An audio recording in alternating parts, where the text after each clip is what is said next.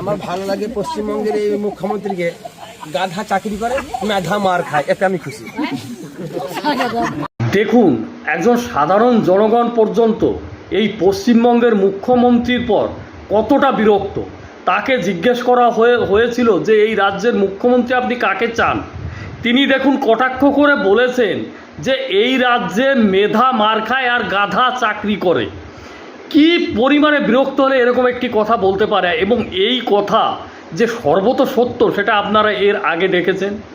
26,000 চাকরি চলে গেছে, যদিও তার মধ্যে কিছু মেধাবী মানুষও ছিলেন, কিন্তু বিভিন্ন ক্ষেত্রে প্রাইমারি টেট থেকে শুরু করে হাই স্কুলের টেট, 11, 12, 9, 10 থেকে শুরু করে সমস্ত ধরনের টেটে কেলেঙ্কারি হয়েছে। গ্রুপ ডি সমস্ত ধরনের টেটে কেলেঙ্কারি হয়েছিল, এবং বিভিন্ন ক্ষেত্রে চাকরি দুর্নীতিতে জর্জরিত এই রাজ্যের প্রশাসন। আর এই কারণেই এই মানুষটি প্রচণ্ড তিথিবিরক্ত হয়েছে। প্রত্যেকটা এরকম যারা বেকার যুবক যুবতী, তাদের মা বাবা এই সরকারের পরে, এই মমতা ব্যানার্জির পরে একেবারে তিথিবিরক্তি। কারণ এই মমতা ব্যানার্জি মুখে শুধুমাত্র বলে 2 কোটি চাকরি দিয়েছি, বাস্তব ক্ষেত্রে এই রাজ্যে সেইভাবে কর্মসংস্থান করতে পারেনি, এমনকি শিল্প কলকারখানাও আনতে পারেনি।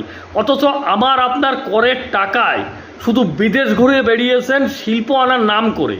শিল্প উৎসব পর্যন্ত চালু করেছে এই রাজ্যে, কিন্তু একটা শিল্প এই পশ্চিমবঙ্গে আসেনি, বরং 6,500-এর উপরে শিল্প এই রাজ্য ছেড়ে চলে গেছে অন্যত্র।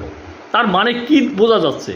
কারোর এই রাজ্যের পর আর ভরসা নেই, কারোর এই তৃণমূল সরকারের পর ভরসা নেই, কারো এই পশ্চিমবঙ্গের মুখ্যমন্ত্রীর পর আর ভরসা নেই।